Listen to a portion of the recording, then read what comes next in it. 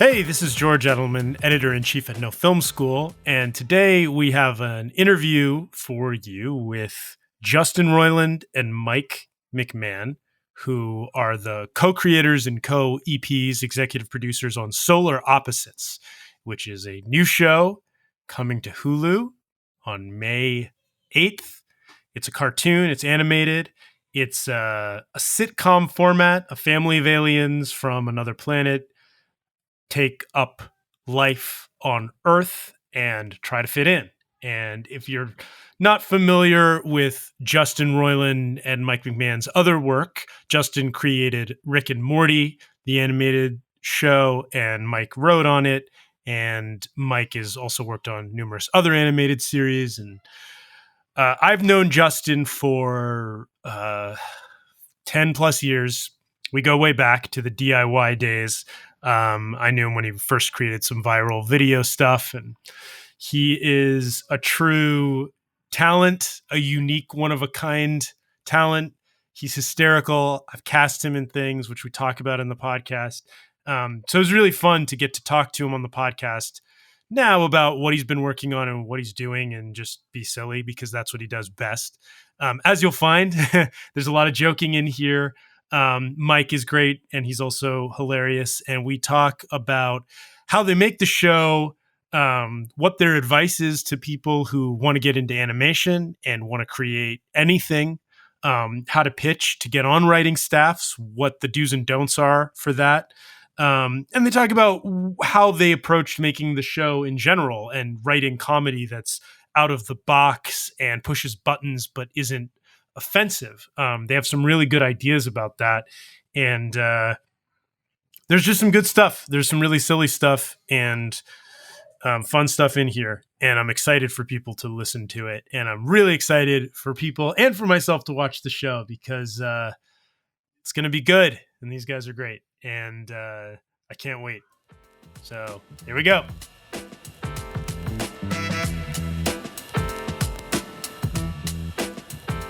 I just want to say right off the bat, I'm thrilled to have both Justin Roiland and Mike McMahon, who are the co-creators, executive producers on Solar Opposites, with me today on the No Film School podcast. I've known Justin for a long time. It's been a while, but we met back in Channel 101 days, not long after House of Cosby's. Mike, we've only just met really, but I feel like I've known you forever via Twitter and, just being, cause Star Trek season 8, right? Oh yeah. My baby. And, and just, in general, I'm excited to hear about this show and to talk to you guys about it and what else you're doing and how your quarantines are going. So I guess right off the bat, just tell me a little bit about Solar Opposites. Wow. That's a pretty tough question. Wow. Is it a cartoon? Yes. Yeah, it's a cartoon. It's a 2D animated cartoon. Technology that was made popular by Walt Disney. Mm-hmm. Ours is it's in color, full color. Full color with Dolby surround sound. I think that might not be true. Actually, is this the kind of cartoon where they paint the little cells, right, one after another? Yeah. That's why it took so long. Is everything's hand painted? We started off. It was all going to take place on a steamboat and be in black and white. But then we were like, you know what? Let's go for full color. Yeah, full color. We splurged for that full color bit. And that's risky. That's a risky call, right? Did you have to fight the network on that at all? They wanted black and white. They're purists. Yeah, we had to fight the Nazis. We had to fight the network. Mm-hmm. We did a lot of fighting. We had to fight the power that be, the power that, what is it? Fight the power that be. The powers that be, yeah. We had to do a lot of internal fighting, within ourselves, deep within ourselves. But you know what? We ended up with a great animated family alien show that premieres on May 8th on Hulu. Another one of those, to throw in the pile. Another animated alien family show. Yeah. So speaking of which, is this also the hand art? Does that also contribute to some of the delays on the other show you guys have worked on together, Rick and Morty. Yeah, because we only have 2 artists, and they're only allowed to work on one thing at a time. So it's really slow. Justin, are you currently on audio playing with a Rubik's Cube? Oh, can you hear it? Yeah. You know Justin well enough to know which toy he's playing with. Like, That's I a just always real- imagine surrounded by various toys, but I never know which ones. No, man, he's a would be Bond clicking villain. around. He's got Bond strapped to a table, and he is clicking a Rubik's Cube as a giant Rubik's Cube is lowering towards Bond. I got the quietest Rubik's Cube I have, and I'm shocked that you can hear it. I can hear you going. Quietest one. Did you search on Google? Were you like, "What's the quietest Rubik's Cube?" Yeah. As a matter of fact, the review said very quiet, very quiet. Safe for podcasts. Safe for podcasts. Very Hey, quiet. man, it's this happens on a lot of podcasts where one person is just flipping away at a Rubik's Cube in the background. I'm fine with it. Hey, we're in an era now where nobody knows what anybody is actually doing or actually wearing, right? Mhm. Like, Yeah. you can. So, What but the- you guys work in animation, and while it's your version of animation is somewhat time consuming and labor intensive, we're this quarantine situation with COVID-19. Maybe animation is something that is it easier to keep going? I mean, despite all the hand drawn elements. Yeah, because you can have everyone can work naked and from their homes. You know what I mean? Yeah, the amount of time we save of when people used to be putting on and taking off shoes is crazy. And now, no clothing, no shoes, no problems. And also, we can move a lot of it doesn't make our lives easier, but, because everybody's stressed out and you want the best work from people. But along with being naked, we are able to move all of the systems home from the studio so that people can work remotely, they can stay safe. We all still do production meetings over Zoom, and pretty much it's unaffected the production. A little bit of a bump right at the very beginning when we were getting everybody set up, but that was like a day. Like a really bad rainstorm will do that. So it's been surprisingly we've kind of been able to keep stuff going on season 2 for Solar in a really great way. Justin on Zoom must be amazing. I can only imagine. Oh, he's a joker. Justin Roiland on Zoom. He's a happy guy. He's a joker. Yeah, I'm pretty good on Zoom.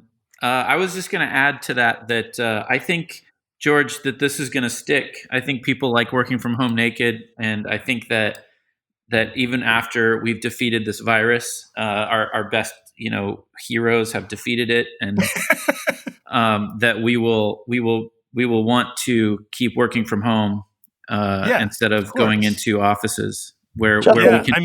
Justin, do you remember years ago you kind of came up with this idea like season 2 of Rick and Morty? You were like, what if we had software? We could all be in VR. We could all be working from home. Yes.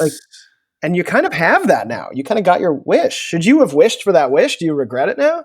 No, it's great. I like the software. I do wish it was in VR. That would be nice. We don't really have a VR equivalent. Although I will say Half-Life Alyx did a really good job of being able to draw with a dry erase marker more so than any other dedicated hey, let's get together and draw programs have ever done, which is kind of fucking hilarious. Valve just said, hey, here's a fucking little thing that we whipped up better than anyone else could. You still have to fight aliens, but you do get a good whiteboard in it. So it's kind of like a handoff, trade-off. Yeah, you have to fight monsters, but you get that little whiteboard. I feel like you're definitely a what's the word I'm looking for? Like Dumb? An early adopter.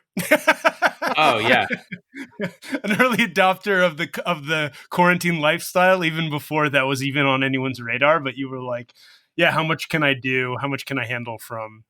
I was certainly thinking about it. That's for sure. I think that Justin just likes me more in the virtual scape of a VR game, because then that's where I can be like a cartoon moose wearing like a wetsuit, which is what he really prefers to collaborate. Yeah. That's what Mike looks like to me all the time. Let me ask this about this show. It is another Alien Family show, but it's definitely a different vibe than Rick and Morty, right? Yeah. Let's dig into it. Like, give me some of the key, people don't know this show. They know you guys, they know the humor, obviously, Justin's voice. But like, what's the the elements of it that kind of like, I feel like to be honest, I feel like I've heard versions of this from Justin over the years before, like, but I want to hear, like, I think the people want to know a little bit about what makes this show. I think the people should Power know. to the people. The people, they deserve to know. And I think that, we're not afraid to say it, that Justin and I really like TV and we really like cartoons and we really like making cartoons together. So in between seasons 2 and 3 of Rick and Morty, we were trying to come up with a cartoon idea. And we tried really valiantly to not make an alien show, but I love aliens and so does Justin. And despite our best efforts, we ended up wanting to do a show that kind of felt like a broad network sitcom from a distance. But then the more you zoom in on it and the more you pay attention to it, the weirder it gets. God is watching us from a distance, by the way. I just want to throw that's true. So Always. Did you guys, is that thing about the alien, the UFO, is that part of your marketing for this show? That thing that's all over the news? No, that's lately? a real alien. We're not supposed to tell you about that, though. Yeah, that's if you have the an real alien thing. Yeah. I wouldn't put it past you guys. That's the real McCoy. Read them and weep. Yeah, if you make an alien show, the government has to call you and tell you which aliens are real, and that one's real. We shouldn't be telling you that. Yeah, Okay. we're not allowed to say that. So, yeah. No Film School is like big on, the community is big on DIY. That's like a big part of it. And I know Justin from DIY background. What does that mean? Does that mean does it yeet? What is DIY? Yeah, basically. Oh, cool. Justin, like, you have like built so much from just like, I'm going to make it myself kind of attitude, like establishing your style and your brand and your voice and your amazing ideas. Oh, stop. I cast Justin a long time ago in a black and white short. He's great. He's a great actor. He is a great actor. I think he's one of the best actors. I'm not even blowing smoke. Remember Stovepipe Wells? Yeah. Stovepipe Wells, man. Exactly. No, I've always thought Justin's a great actor. Like, Jason. Jason's great. Jason's an okay. One of my favorite, one of my oldest friends. Jason's going to go somewhere. Jason is the name he uses when he auditions for serious stuff like The Flash, Yeah. Jason. I would love for someone to put Justin in a drama. And just me too, actually. Please. I could do it. But Dr. Gary he could be, and he could like come in and be really serious. Dr. Gary, that's the role for me. I love it. Mike, what's your, like, how did you get started? Where did it start for you? I started, for me, I always wanted to be a writer. And then when I moved out here, I ended up being a PA on whatever I could get. And that started with Mike Mandel, may he rest in peace, our beloved line producer who we lost last year, hired me as a PA on Drawn Together way back in the day. And I went from there to being a PA on South Park. And then I worked at Fox with Jennifer Howell when she was running animation at the studio. And I was writing up a storm, and that's where I met Justin, who knew that we kind of had sort of similar interests. And then he hired me as a writer's assistant on Rick and Morty, and I kept moving on up to being a writer and eventually showrunner, and then splitting off to do my own stuff. That classic Hollywood tale. Yeah, no, it's a good tale though, and you've done a lot of amazing stuff. It's an American tale. Fievel goes west. I am the Fievel of sci-fi animation. I would like to say. What does that make Justin? Justin's like my. I'm Dom DeLuise. I'm the cat. I'm Dom DeLuise from the first Fievel movie. There are no Jason Roilands in America. Yeah, big number. And I think that movie was supposed to be about Jews. Am I wrong? No, you're right. Russian immigrants, right? There's definitely that's Don Bluth. Which, if you guys are into animation. Was he anti-Semitic? Is that what you're getting at here? No. No, I think I flipped that. He was an ex Walt Disney guy though. So we're tying it all back in here to Walt Disney and anti-Semitism. But there was a big piece the other day about do you guys remember Secret of Nim? Yeah. Oh yeah. And about how intensely serious and dark and weird that is. Yeah. And that was also Bluth. I was the only guy who was on the side of the scientists. We gotta know. We gotta inject those rats with whatever the NIM Institute was testing. Nobody ever worries, about the diseases they were curing. They're only worried about that sweet, beautiful little mouse and her family. Get out of We here. also need to know more about where these rats came from and the way they were bred, because if their telomeres are too long, then all the tests that we've done so far could be completely void. But also, I'm just throwing that out there. What lab? Hold on a second. Hold on. What lab is testing on field mice? Like, that's right. You're gonna bring a mouse in off the street and test it, and then be like, "No, they got to be very. It's very controlled. Very controlled. In fact, the telomeres are too long on these lab mice. I've got notes on Secret of NIM. Call the Secret of NIM people immediately. Can you guys Justin's going to say the telomere stuff. Yeah, let's just break this wide open. Let's find out who has the rights, and maybe you guys can pitch the sequel or the reboot. Am I saying that right? The telomeres? I don't know what I honestly don't know what you're talking about. I thought maybe you made that up. We might be doing a telomere spin-off story. It's just the telomeres. The mice aren't What is a telomere? Tell me what it is. I don't know. Just those telomeres. Is it? It's funny. We have a couple of telomeres in solar opposites, as a matter of fact. Oh yeah. I mean, but they're off screen. They're just in the world. We haven't done any. We haven't shown more about them. It's tough because ding ding ding. Listen. We all know what a telomere is. Nobody needs to hear it. You know what I mean? Yeah. It's like somebody out knows. there. It's like you're going to get all these letters. It's a region of repetitive nucleotide sequence. Okay, we get it. But here's the important part: we don't make any show that's not covered in telomeres. All right. Yeah. That's where we start. Hulu demanded it. It's a Hulu thing. Don't Google it. Yeah, every Hulu show has telomeres. Do you know how many telomeres are in the looming tower? Like 8. 8. It's crazy. 8. Is that also part of the deal when you sign with Hulu?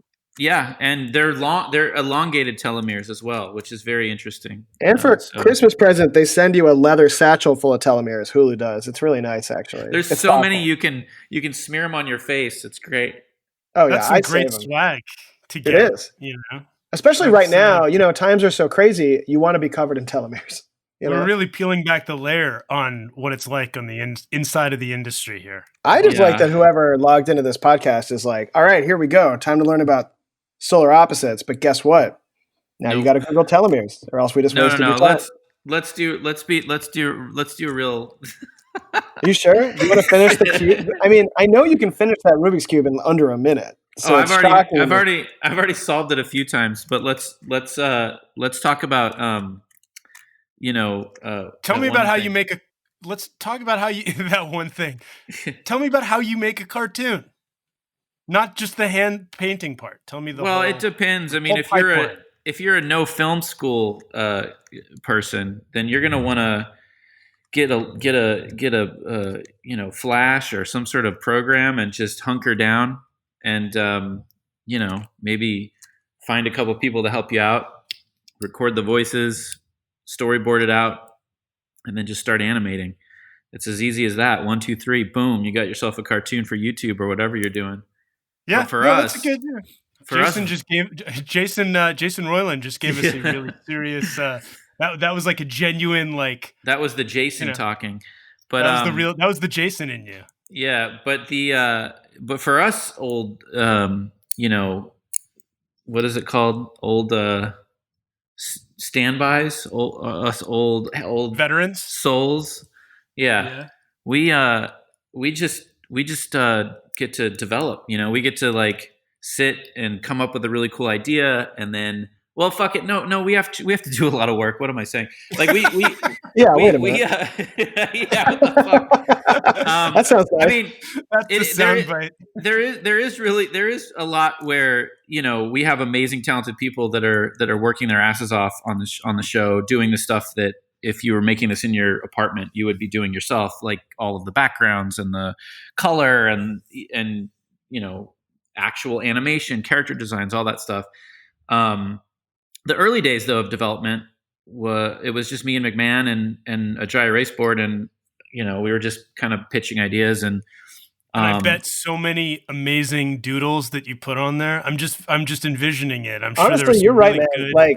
Let me say something about that, because I think Justin sells himself he sells himself short on how important that is. That we'll be coming up with an idea, and you can type out 1,000,000 pages, but then Justin will draw something that's so funny, and then you'll be like, wait, we have to drill towards that, and it does start as a doodle on a whiteboard, but then it does elicit conversation that lets you kind of grow a character and a world out of that character. And it's amazing how in animation, Whoa. if you lose that stuff at the front, like you do lose a lot of kind of the heart of a show if you don't have somebody kind of doodling away. Yeah, we I don't want to toot just. We have a doodler. Sorry, go ahead, Jason. Oh no, go ahead. I was just going to say something dumb. Go ahead. No, if it's dumb, please give it. It was going to derail everything. No, let's hear it. I want to be derailed. It was going to derail the whole thing. Go ahead. I was just going to say, I don't even know what I was going to say. It doesn't matter. No, Justin's Instagram is great to follow if you don't already, because he'll like post some of the stuff he draws, and you can see the story.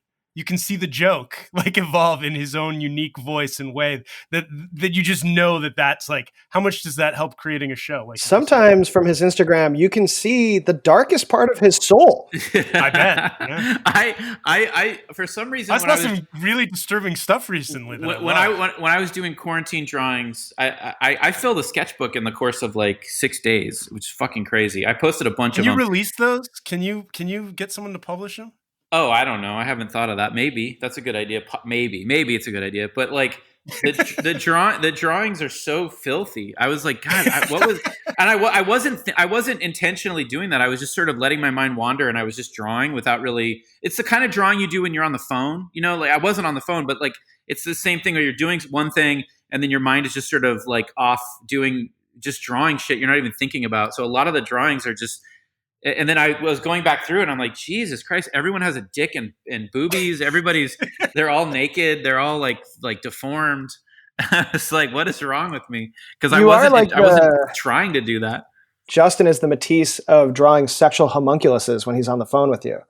So it's nice to know that when you're talking to him on the phone, he's drawing like a giant, weird penis creature in the background. It's never just a regular old sex organ situation. It's always got a twist. You know?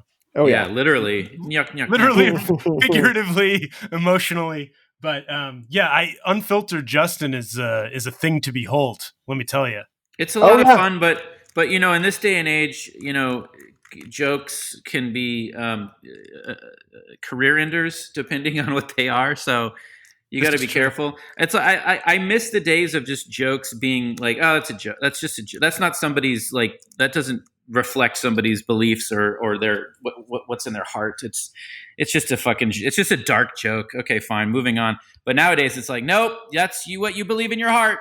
You're out of here. Get him out of here. I mean, that being said, we kind of never ran into a point on Solar where we couldn't do whatever the hell we wanted. So yeah. No, that's true. That is the best selling point. Like you just like made me want to watch it really badly, and I think probably a lot of other people. I think it's because they're aliens. It's because they're aliens that don't really understand. Like you know right out of the gate what their heart is. You know what I mean? So in that sense, you do get away with a lot more because from the frame around it is these are aliens that don't understand Earth culture. So if they say something offensive or do something horrible, it's not. It has no reflection on their intentions or what's in their heart. It's just that they're confused and they don't really understand. Yeah, and so you can get away with a lot of you can get away with a lot of great stuff that way. That's fascinating. That feels like straight out of like the Book of Harmon, Justin. Straight out of Compton. But like that, like how do you? What's the next lyric? Device? You can't say it. You can't even say it. Yeah, because you don't remember it. Because you don't remember. Yes, because I don't remember. No, I mean, like there's definitely some of the joy of just being able to put out anything and have it understood like in context. There's so many movies or TV shows where we're like, that could never in a million years happen today. You know, like that was genuinely funny from another era where you're like, it could never fly. Like how many animals they went through in Homeward Bound. Oh yeah, dude. Ooh, man. You can only go through a max of 5 cats now. They cut you off. Yeah, if you want to shoot a crazy scene with a dog that's about to drown, you know, good luck. Someone on set will be filming secretly, and next thing you know, it's online. Yeah. The But Rubik's Cube sounds like you are sucking on your own dentures. That's what I would like to imagine is happening on the other are you end. serious? Yeah, it's I like thought he cluck, finished cluck, it. cluck, cluck, cluck, Well, cluck, no, cluck. I finish it and then I shuffle it. I wish it wasn't so loud because I Can can you hear like it. maybe Okay, you I'm can gonna like stop. what if you put it in a bag and like tie call the me a- bag around your hands? Call me a skeptic, but are you that good at them that you're finishing them? He's like actually multiple pretty times? fucking good at the Like Rubik's it's Cube. just hard. Like I have no proof. I don't think it's good. I think I just took the time to memorize algorithms that I can solve, and I'm not fast. I can do it in like under a minute. Okay, now you sound like Data okay, from yeah. Star Trek, by the way. I'm not good. I just memorized algorithms and I can do it in under a minute. Okay. Well, yeah, but there's people that can do it in 3 seconds. So it's like I'm not that. You don't want to be bragging. Oh, I'm pretty great at the Rubik's Cube, and then next thing you know, you meet somebody who's like, oh, really? What about this? And then you're like, oh, I suck. I'd be Did like, you just demonstrate with your hands someone doing it really fast? Yeah.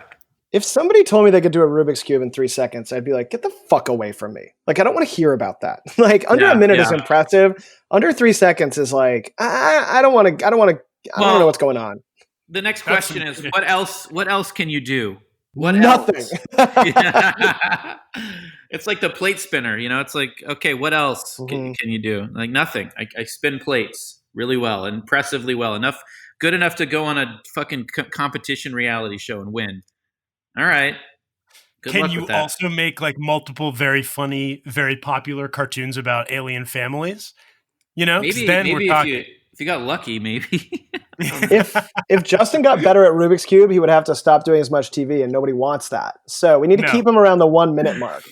Yeah. How do you curb the? He's right. I mean, not to take it back to the show by accident or on purpose, but but anything real or valuable. Well, it is fun writing the aliens on this show because they are so naive that it's like when you hear a little kid say something crazy at a grocery store that embarrasses their parents, but it's the entire family because they're just everything is so alien to them, and it's really fun writing somebody that naive and dumb that still get to drive a car and own a house. Are they in disguise, or are they like paint the picture for us? Yeah. No, they're like immigrants on Earth, and people on Earth don't really. I mean, they know that they're aliens, but they don't give a shit. It's not like Alf or any of those shows or ET, where the FBI is going to come and dissect them. And got it. Yeah, that's sort of. Yeah, it's accepted. It's kind of like, I mean, it's almost kind of the way people are with celebrities in LA. Most people in LA, especially people who grew up in LA, they're kind of like, oh, look, there's fucking The Rock. There's The Rock, Dwayne Johnson, The Rock. The Rock, Dwayne in quotes. The Rock, Dwayne Johnson. And they're like, whatever. Who gives a shit? I don't care. What are we doing? Oh, we got to get the car fixed. Okay, yeah. I don't give a fuck about Dwayne Rock Johnson over there. Who gives a shit? Anyway, that's kind of, I mean, that's sort of what the humans are like on Solar. They're like, oh, there's those aliens. Great.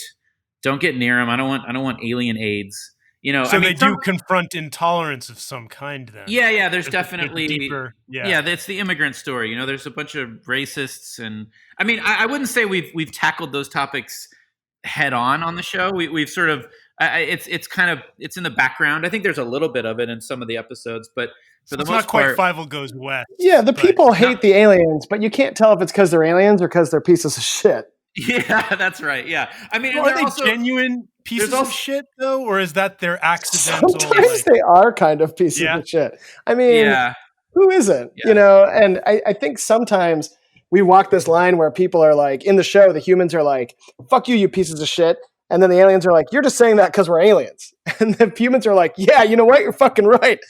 I'm racist to aliens and I fucking hate you." So it's what it would be like? It would be like if you bought a house with a couple of acres of like forest and stuff and like bushes and shit, and you were like, I own this.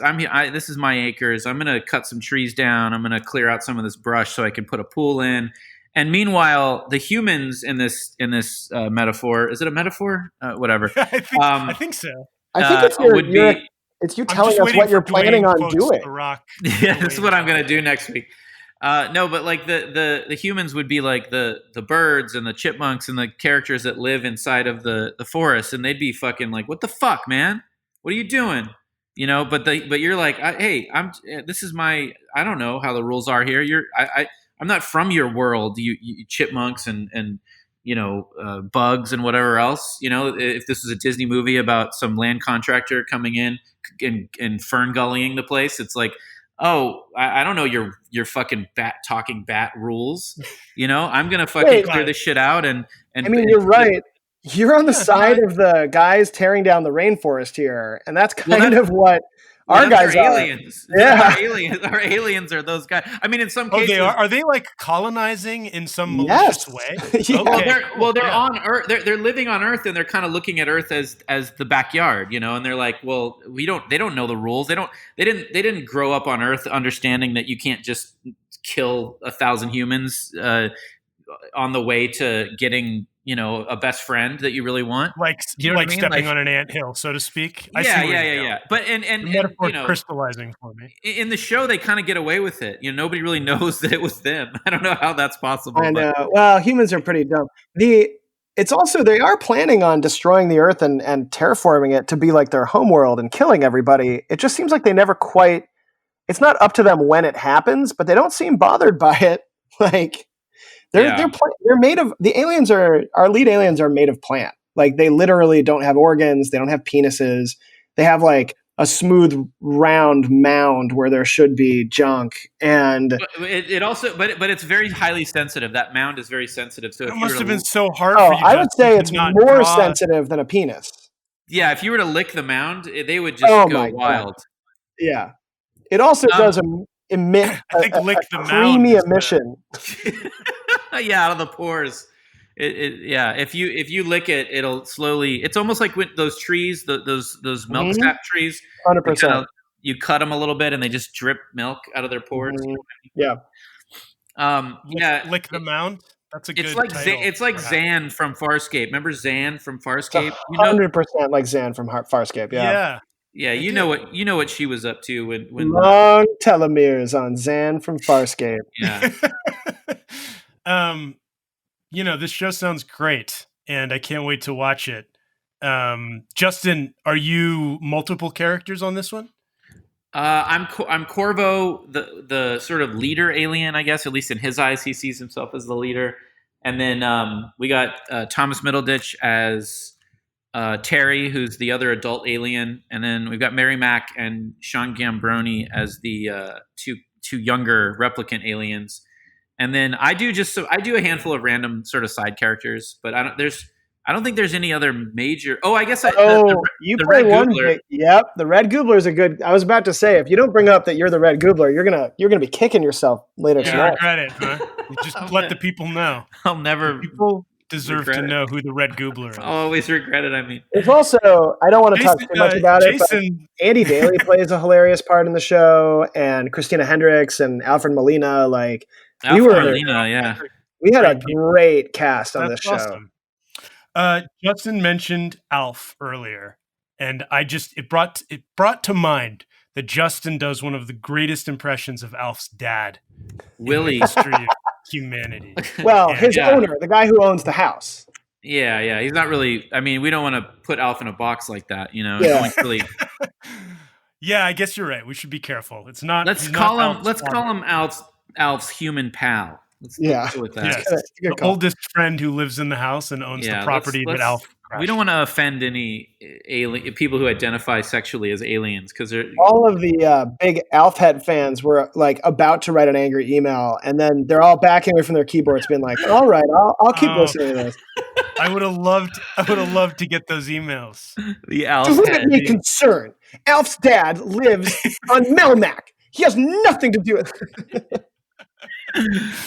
Hey, did the show ever piss off the Alf heads? Alf's real family? No, I don't think so. Yeah, no. Well, you got to see some of his buddies. I remember they somehow did an episode where maybe a girl showed up or something. I can't remember. There was a whole cartoon and a comic book about Alf to fill in the whole Alphaverse, of which I was very invested when I was a kid. I really wanted some live action badass like Alf, before he came to Earth stories. What the fuck was he up to? Anyway. Yeah, it sounds like Alf was a major influence. You know what he was doing as a kid? He was hiding from the FBI in space too. He just never stopped. The Alf FBI, the Melmac FBI. Yeah. He didn't But pay his taxes. that's a big difference between the Alf and our show is that Alf was always worried about getting caught and hiding and getting picked apart, and everybody in our show doesn't really bat an eye that there are aliens. They just kind of fucking are annoyed when the aliens take too long at the grocery store. But it's like Dwayne "The Rock" Johnson. Yeah, exactly. The Rock, Dwayne Johnson. Sorry. Yeah, my initial point was just that Justin does an excellent voice as Alf's friend who lives in the same home as him. And will you do it for us, Justin? Will you say stuff about Miss Ochmonic? I don't know how it's going to sound through all these layers of technology. If you hear it in person, it's just perfect. But let's see. Yeah, we don't need to do it. I just want the world. I'm gonna do it. But I just want to warn everyone listening that we're. Oh, Justin, please do Alf's dad, please. We're doing this through layers of filters and nonsense. So here we go. You know, when Justin's at Comic-Con, there's always oh boy. No, it's the actor's name was Max Wright, famous for the photos of him blowing. Right, some other things that correct. Yeah. So here he'd be like, hey Willie, this is Alfred. Hey Willie, it's me, Alf. It's not. I haven't done it in a while. I need to practice, but anyways. Wait. Willie, hey, hey, Willie, I need to eat some cats, Willie. Oh, Alf. Oh, Alf, I'm trying to eat. That's horrible. I need to practice. I do like you do this kind of palsy voice, which makes me laugh. Where it sounds like you're riding a tiny little horse or something. It's bouncing you up and down. It warms the deepest part of my soul during this quarantine to get a little hit of the original Alf, not Dad. Justin, when we're allowed to go outside again and you can go back to like going to Granville and having people be like, will you do the Rick and Morty voices? Will you just be like, no, but I can do the guy who lives with Alf? I want to do that. I want to be like, no, I hate when people ask me to do the voices. It's so weird. I love being there when they ask you to do it. It's the little micro expression you make when they ask you. It's so funny. He hates exactly what I just did. Well, no. Willie and Alf are fine. That's not. No, a problem. It's just they have just nothing. For everyone out there. Don't ask him to do Rick and Morty. Ask him to do Mario in the tub. I like Mario in the tub. You know what is weird to me is people I guess used to ask for autographs. It doesn't. I've never had anyone ask me for an autograph ever. Isn't that weird? Really? Yeah. Really? Dude, I don't know if I would uncork that on this. You're causing yourself a world of trouble.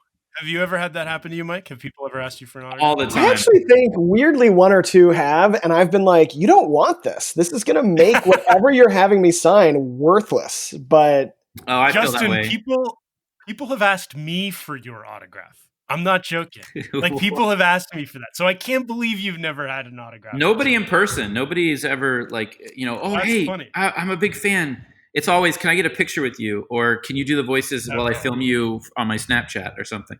It's never like terrible. Well, that's the thing that the digital age, all these e-people, it's like that's the new autograph is like, can I get a clip from my Instagram or whatever? Well, isn't it true though? Is it hard for you to address it in a way that's polite and like, hey, yes. look, it's not a. I haven't learned it yet. I just end up just doing it. I'm like, oh, geez, Rick. Oh, wow.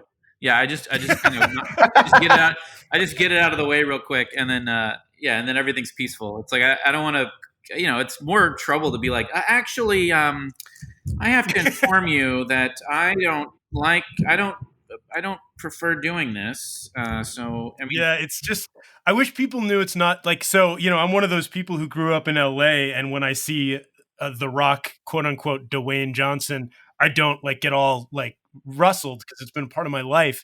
But I wish there was a way to communicate to people in general that it's like it's really hard to put someone in that position where they either have to be a jerk and put into all that effort, or they kind of have to become a victim of that moment, right? Like I want a PSA about that.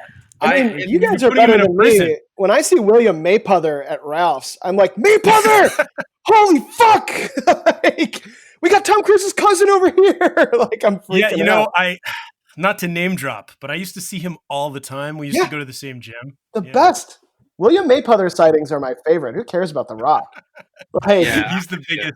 He's the biggest and the best. I saw Ron Jeremy at the Hollywood Bowl once, and I lost my fucking gourd. It was so funny. I couldn't believe it. It's like in the Midwest when you're like, you see a really pretty deer, and you're like, oh, that's neat, part of nature. But instead, it's Ron Jeremy at some concert.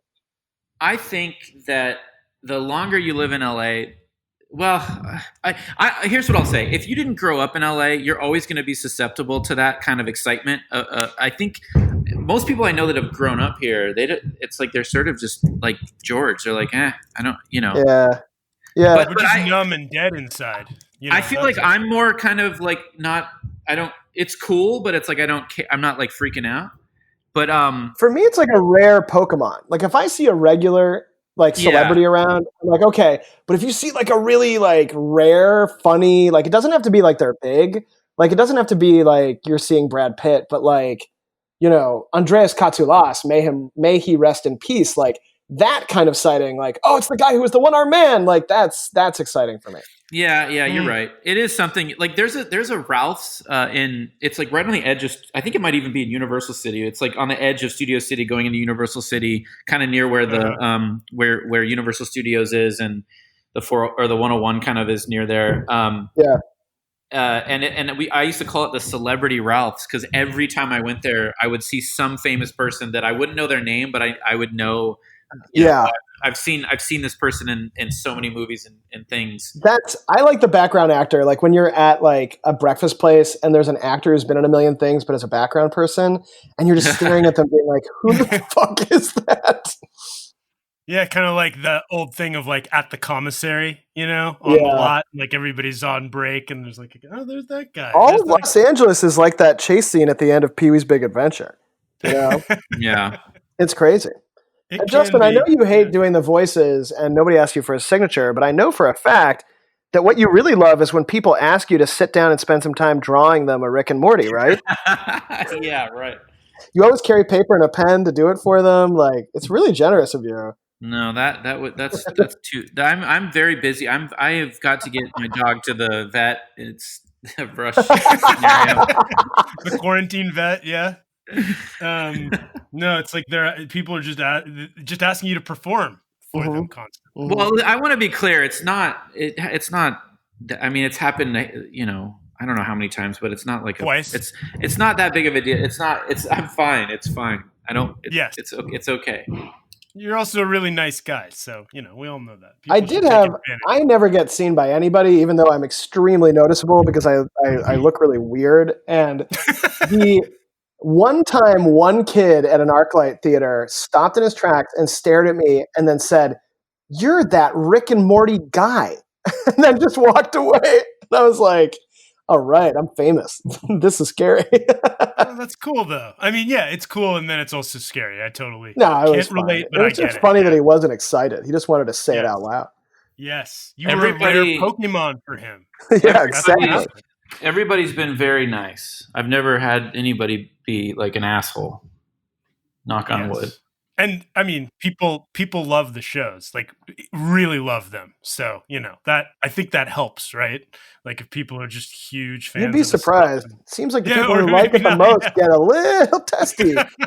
That's true. That's a good point. Like you've tiptoed into Star Trek waters, or you will be. Honestly, though, I was a little worried at first because I know that Star Trek fans, like they really have a lot of love for the entire franchise, and becoming a new part of that, like it is a scary thing for them.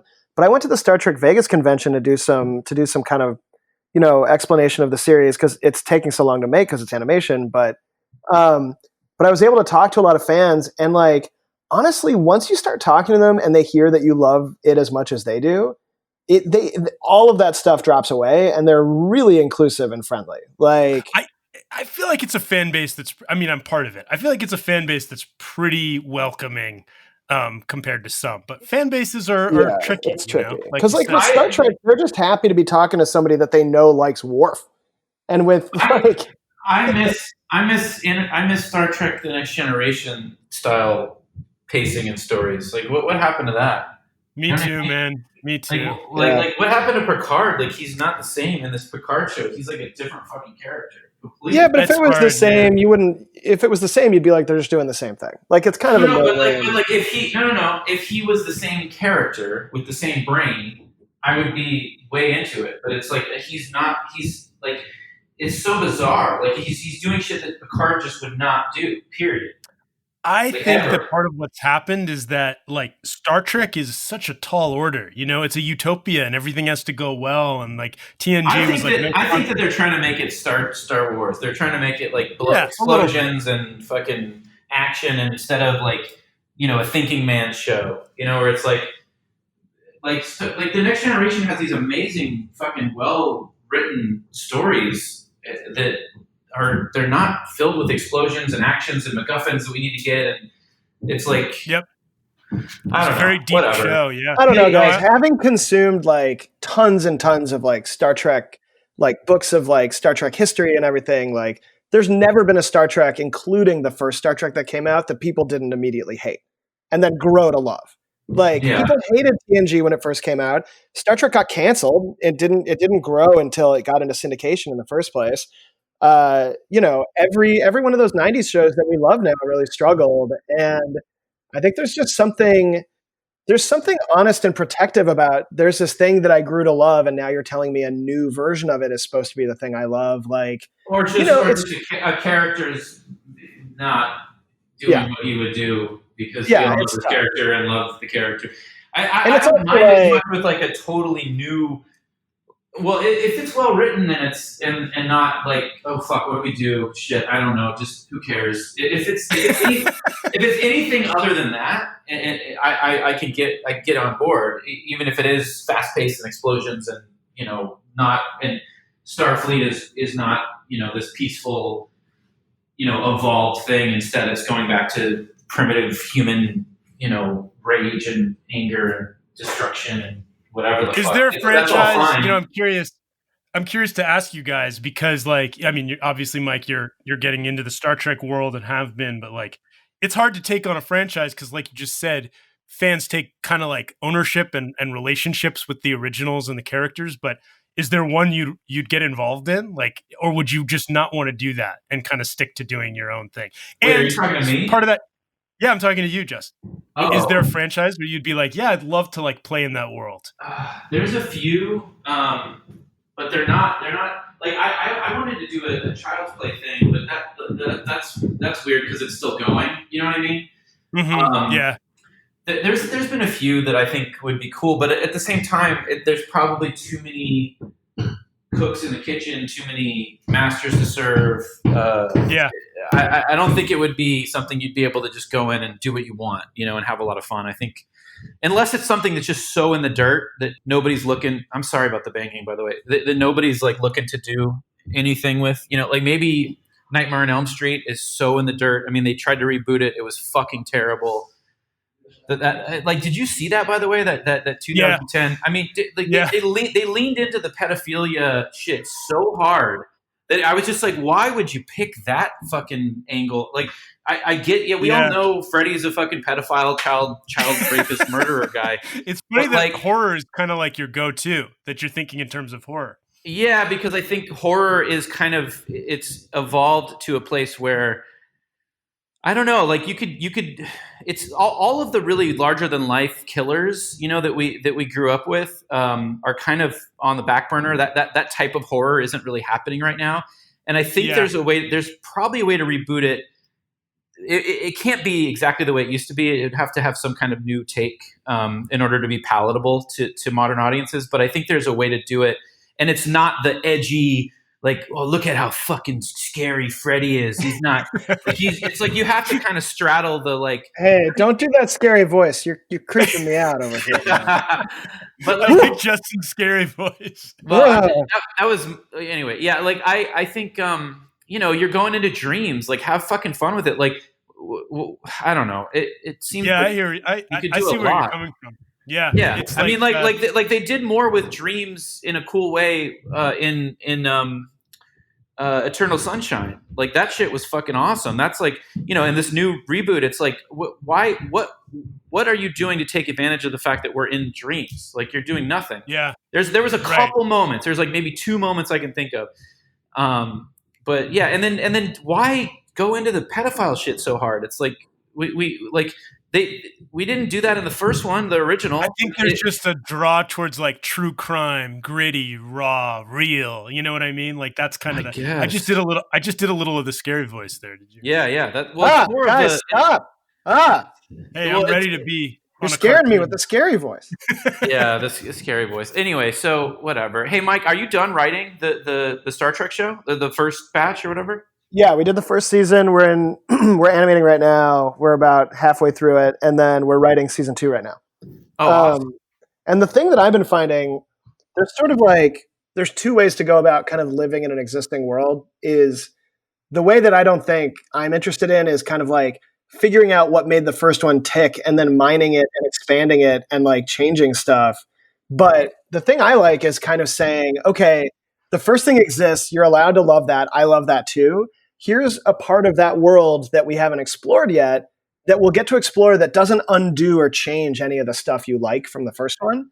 So like TNG Dude, was you're preaching to the choir, man. I Yeah. love that. Like That's the like way to do it. TNG was a good version of that. Battlestar Galactica, the new version of it, was kind of a great way to do that. And Rogue One. Wasn't Rogue One? Like, do you guys yeah, agree it was with like me? a little piece of Star Wars that you Yeah. felt like was always there. But even that, I'm like, somebody took something from Star Wars and was like, let's blow that up. To me, it's more like, let's take the idea of like the thing we're trying to do with Lower Decks, which I really like, is it feels like a TNG episode. Well, it's but named for a TNG episode. Exactly. Right? Yeah. But it's about non-bridge crew people who are still really good at Star Trek stuff, but just are funnier and don't have to worry about guiding the ship. So the stories are different.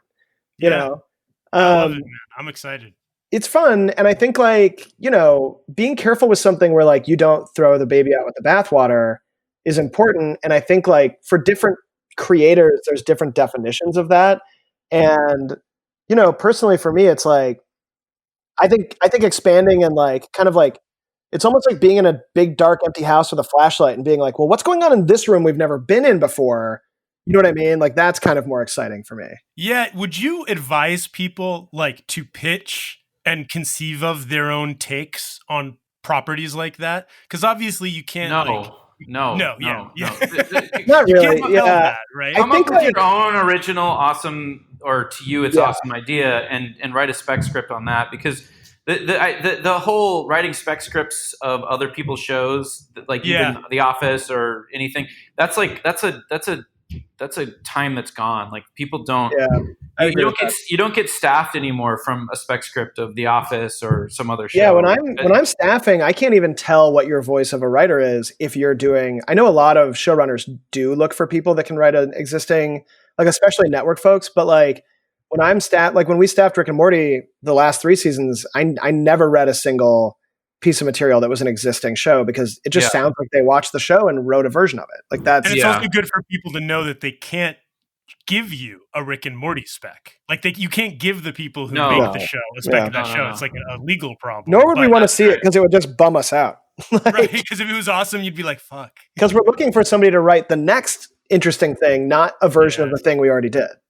Hey, that's good though. People should know that. Like, but let's say you do want to someday do a Star Trek or whatever. If you write a bunch of your own stuff and you chase your own voice, like you're finding things that nobody thought to write before, and you make that stuff. Eventually, like the thing that happened to me is I was doing all the stuff that made me laugh that I liked, and then I got asked to come in and think about a Star Trek show. And like in one meeting, I rattled off what my perfect kind of off the top of my head version of a Star Trek show would be. And because I was confident enough to do all this other stuff before, it just happened really organically. But I think if you're sitting around trying to come up with a Star Trek show, it's never going to feel like you. It's just going to feel like a version of a Star Trek show. And that's never anything anybody's going to want. That's right, man. Nobody's going to care about that, you know? Hey, Justin, would you do a Farscape if Henson was like, please come and be a part of it? Man, I mean, here's what I would do. I'll bet Gaith would. Here's what I would do. Here's what I would do. I would want to get Rockne S. O'Bannon back, and then whatever people he worked with, whoever we could get. And I would just want to sort of like help guide the show, because I know what I would want it to be, but I wouldn't. I'm too scared to be the guy who's actually like I would have fun breaking story and like the larger sort of roadmap of it. Yeah. But I wouldn't want to get too in the weeds with them on it. Partly because I'd want to just sit back and enjoy it like everyone else, but also I just don't think that show's so fucking good. It's like again, I'm looking at it through very rose-colored goggles. I haven't seen it in so long, but my memory of it is it was some of the best sci-fi I'd ever seen at that point in my life, and up till season 4 started. Season 4, it just kind of felt like they were stalling.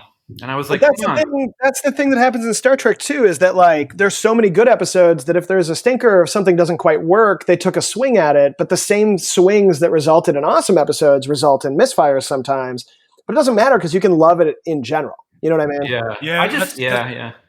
That's why you want to encourage people to do new things, because like that's where the really great gem is going to come, is like the new thing, and like taking that chance. Yeah, it might not work, but it's always fun to see new stuff. I would say like a full on reboot of Farscape, like which I don't know. Like I mean, maybe you could do that and get people kind of back into it, or really lean into this time. Really lean into the pedophilia stuff. Yeah, yes. Like we knew it was there kind of in the shadows, but let's really put a spotlight on it.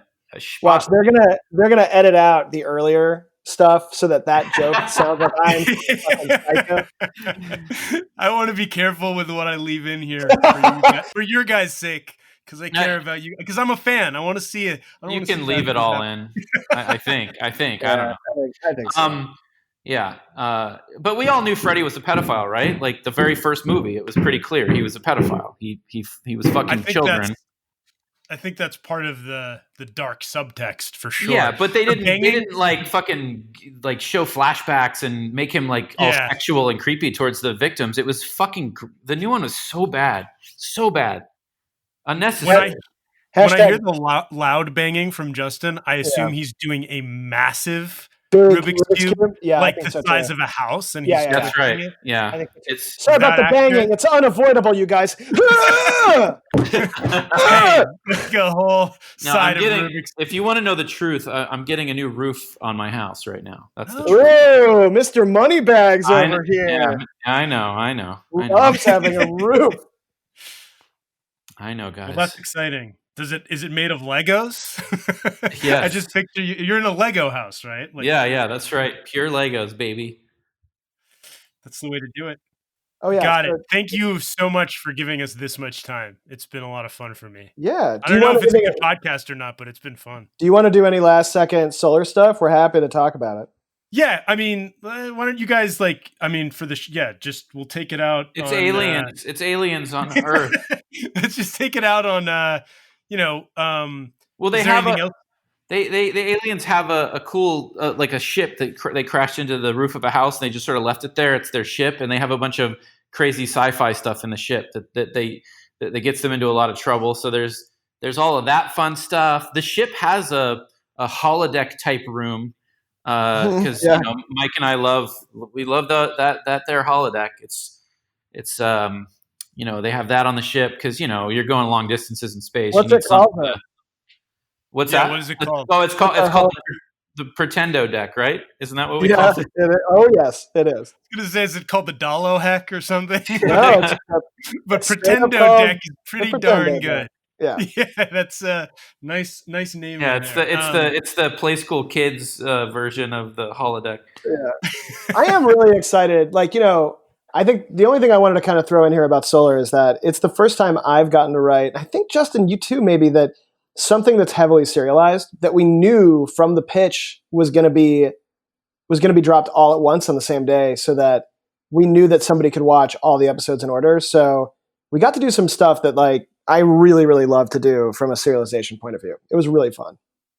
Yeah, that's cool. So it's not one storyline, obviously, but it's the kind of show where there are continuing threads that unravel over the course of the series season, right? Yeah. Big time. There's a bit of a surprise. Yeah, it's going to be it's really fun. And basically, if you watch it the day it airs, you're going to be crowing about something on Twitter and being able to spoil stuff for people. So I hope I hope people watch it the jump day on it it. airs. I'm Yeah, hoping yeah, people yeah. jump on it because, like, otherwise it's going to be on May 8th. The people who watch it on May 8th are going to have a different experience from the people who watch it on May 9th. Well, and like all this stuff, like they won't get the memes if they don't watch it on May 8th. Gotta get those memes. I mean, guys, you want to get the memes, right? I mean, you don't want to be out of the loop on the memes. That's the real motivator behind everything now. Is like I want to understand the memes, and it helps us forget that we're gonna die someday. Not me. I mean, I don't want to take it out on anything other than that. That's it. Like, it helps us forget we're gonna die. Guys, thank you so much, Mike. It was nice getting to know you. Hey, Justin, it's always a pleasure. Nice to hear your voice, George. Yeah, you too. Miss you, man. I miss you too, and it was amazing. And thanks for indulging me on Alf's dad. I feel like I can say not that his dad. Like, it makes me very happy. I want the world to hear Alf's dad. I'm gonna say dad. I'm gonna run wild and take the big chance there. All right. Thank you guys. Thank you so much. Later, man.